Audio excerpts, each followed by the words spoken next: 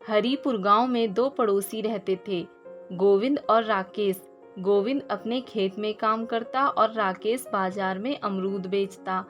एक शाम राकेश बाजार से घर लौट रहा था कि तभी राकेश देखता है गोविंद के बच्चे भूखे हैं। माँ, मुझे खाना दो ना, बहुत भूख लगी है। हाँ बच्चों, रुको, अभी थोड़ी देर में तुम्हारे पिताजी पैसे लेकर आएंगे, तब मैं तुम लोगों के लिए अच्छा खाना बनाऊंगी।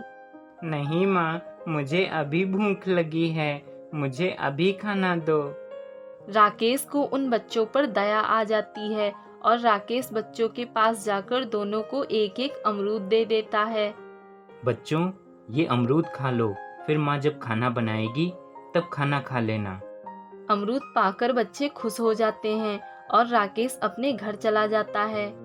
अगले दिन राकेश गोविंद के घर के पास से गुजरता है, तभी वह देखता है, हम घर के खर्च जैसे तैसे चला लेंगे, पर आप गोलू और सोनू का स्कूल में दाखिला करा देंगे तो हमारे बच्चे भी पढ़ना लिखना सीख जाएंगे।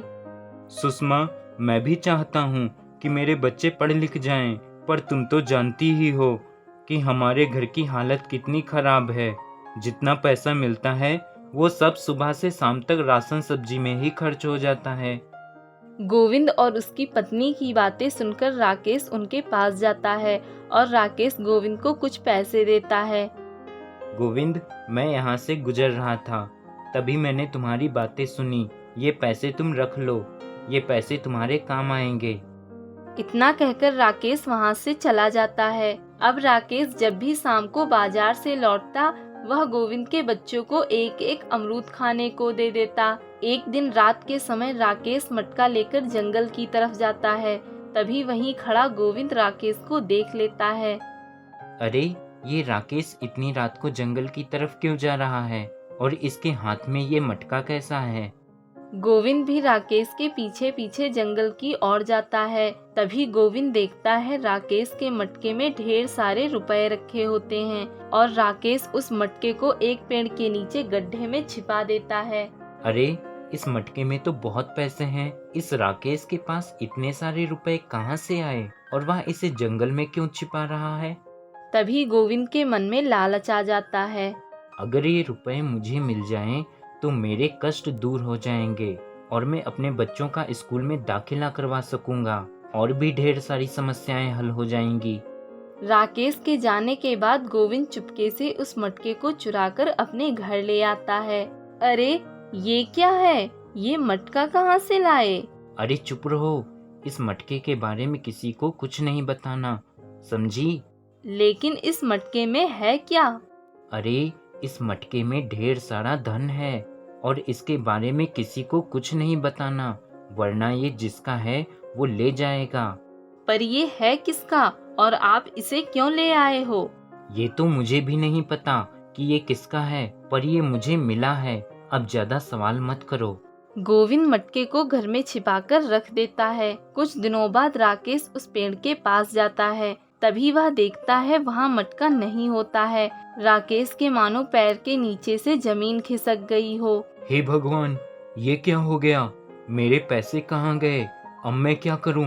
हे भगवान, मैं लुट गया, बर्बाद हो गया। मेरी जीवन भर की कमाई किसी ने चुरा ली। अब मेरा क्या होगा? अब मेरा जीना बेकार है। राकेश रोते हुए वहीं एक पास की नदी के पास जाता है। राकेश उस नदी में कूदने ही वाला होता है, तभी नदी से एक आवाज आती है, रुको राकेश, तुम्हारे धन चोरी हो जाने की वजह से तुम अपनी जान देना चाहते हो? यह सुनकर राकेश आश्चर्यचकित रह जाता है और वह नदी से कहता है, हे देवी, मेरी जीवन भर की कमाई किसी ने चोरी कर ली। अब मेरे पास कुछ भी नहीं बचा है। अब मैं जीकर क्या करूँगा? तभी नदी राकेश से कहती है, राकेश, तुम फिर से एक नए जीवन की शुरुआत करो, तुम्हें फिर से सफलता मिलेगी और यदि तुम्हें कोई भी मुश्किल आए तो तुम मेरे पास जरूर आना।